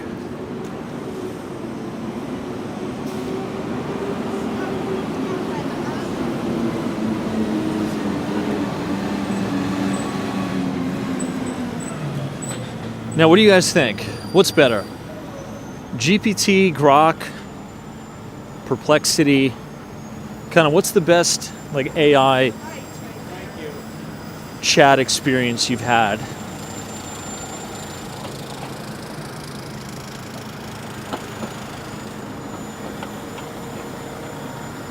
I think Grok is okay.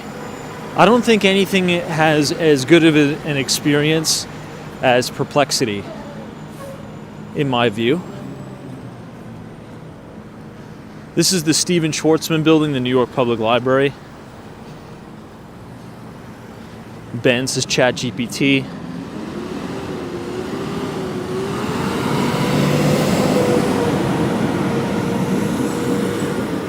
Mark Francis says GPT as well. Dan says I use Gemini and it's pretty impressive. That's Google Gemini. Remember earlier in the year there was that big controversy for 2 weeks. Everybody was saying Gemini is woke or something like that. And everybody was making a big stink about it. Who remembers that?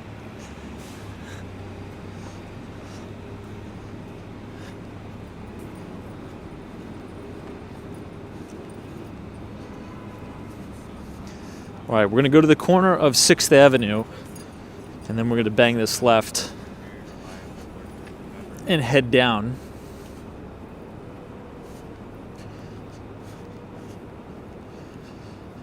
I find myself using Grok a little bit more just because I spend way too much time on X. However, I would say mostly I use Perplexity. Now, here's something a little bit interesting. Does anybody remember a while ago we were talking about the potential thesis or the narrative how Google's search business could potentially get eroded by these type of AI chats like GPT and the like? Well, that really hasn't come to fruition. And at first, I was kind of in the camp that I agreed that Google's search business would kind of lose share because of ChatGPT, Perplexity, and the like. But in their most recent earnings quarter, the search business has done more revenue and profitability than ever before. So I don't think I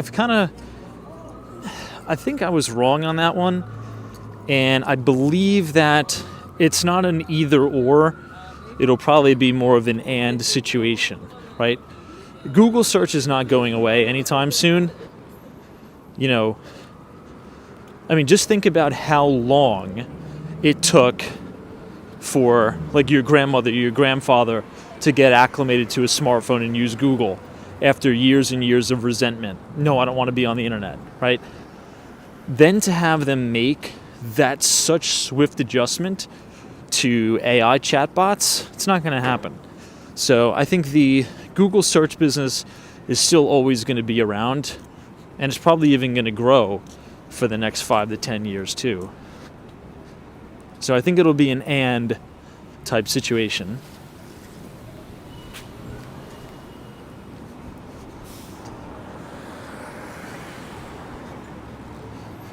All right, let's make this left. This is Bank of America Tower, by the way, right here to the right. But we're going to bang this left by Bryant Park and head down to 34th Street, Herald Square.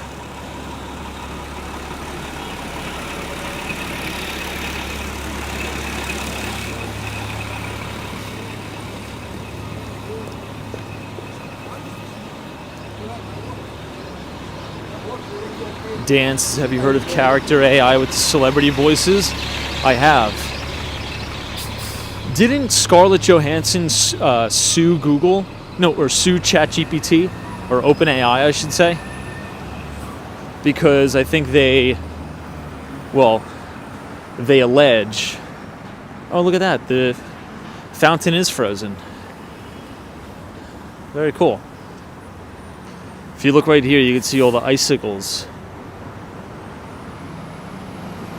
But I guess Sam Altman of OpenAI approached, I think it was Scarlett Johansson, I guess, to be the voice or something like that.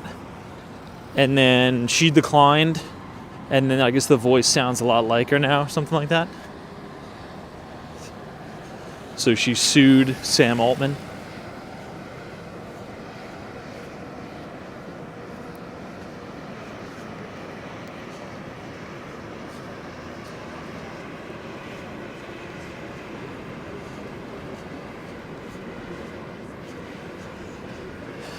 This is the Bank of China.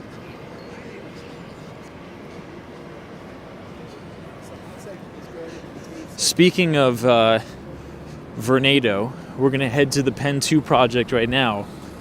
But Vornado borrowed a ton of money from the Bank of China to build 220 Central Park South. Like a ridiculous amount of money. So there would be no 220 Central Park South without the Bank of China.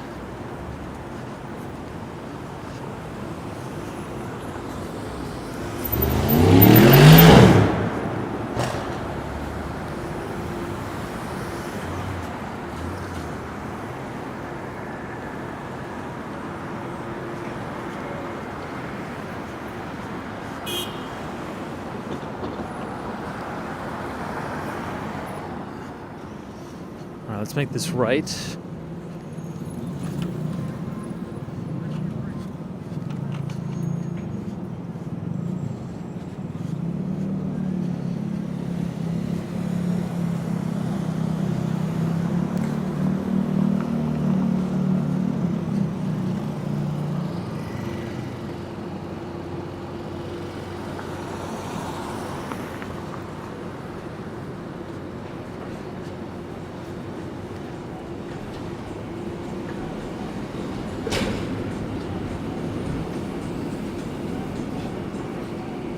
Hey, Melissa White. Good to see you. You can see the World Trade Center as well.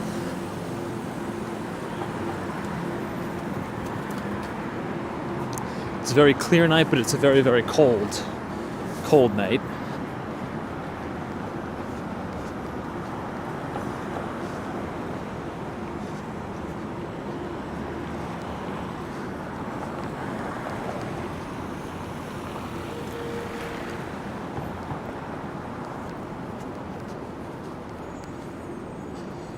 A few more blocks away and then we'll be at Herald Square,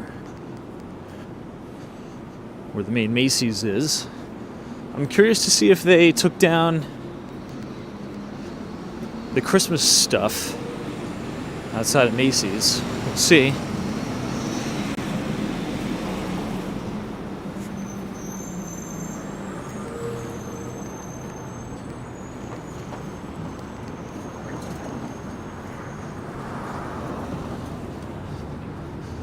This building really went up fast. They even put some of the glass facade on already.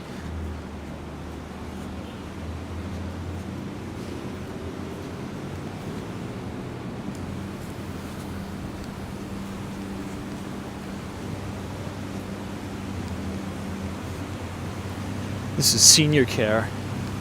This used to be one of my biggest customers. The ambulance.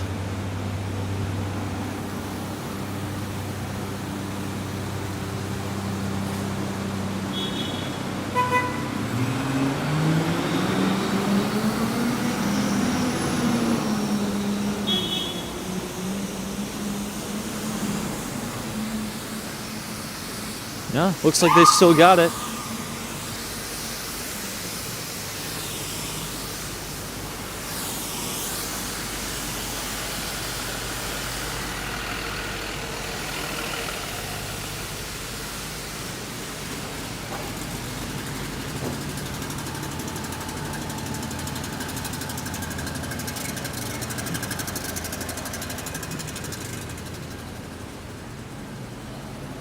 36th Street. Right on the corner here, you're going to see an amazing view of the Empire State Building, one of the best.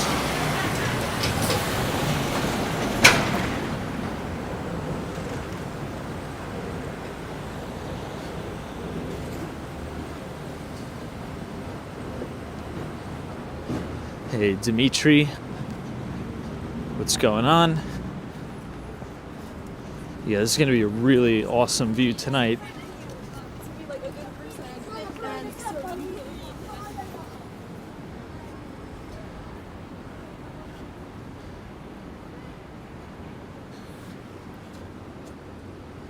This is where we saw the lightning strike the spire of the Empire State Building.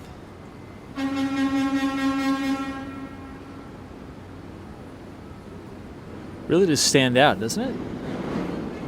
Very cool.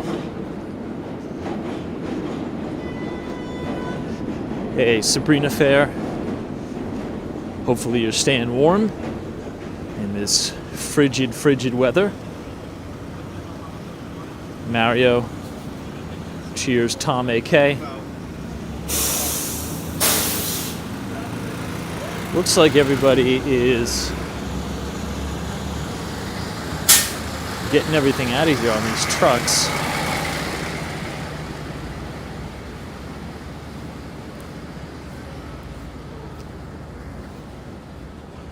Some of the Christmas stuff is still up.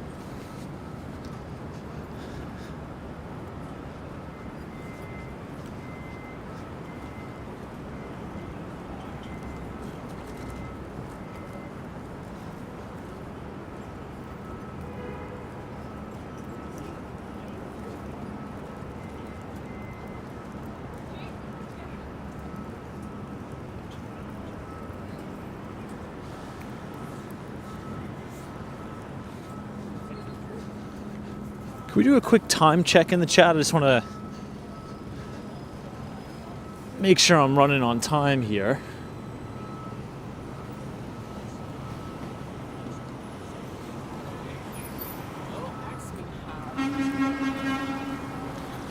$10:41. Got it.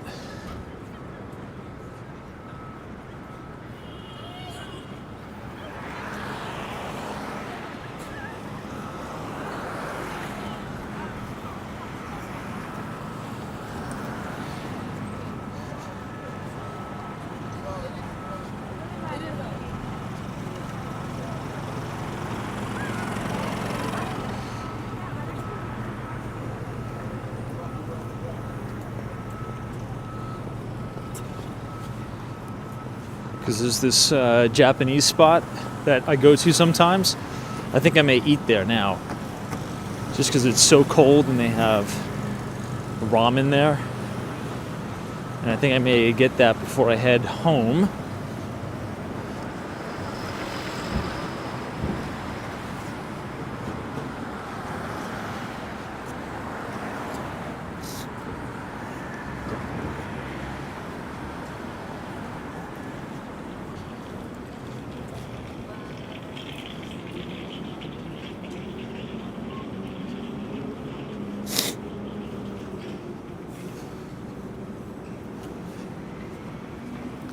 New England Crypto, what's going on? I got your DM. I was so busy today. I didn't even have a second to really look at it. But I will I'll try to get to it tomorrow, but tomorrow's going to be a pretty busy day for me too. I will try my best. But hopefully you're doing good. That's the Pen 2 project down there. I don't know if we're going to have enough time to check that out tonight. Tomorrow we'll probably start off the live stream there. I think we'll end it here because I got to eat something before I go home. But guys, if you enjoyed the broadcast tonight, feel free to leave a like on the video and click the subscribe button if you are new. We will be back live tomorrow at 8:45 p.m. Eastern Time, talking about the markets and much, much more. But until then, I got to go get something to eat. So thank you guys so much. New England Crypto, Jack, all of our moderators. appreciate you guys. Stay warm. Most importantly, Connie Ruiz, Unit 23, Joseph Hardaway, Jeff in Southern Tier, New York, Doc 7, Sabrina Fair, Patrick, New York. We'll see you guys soon. Take care.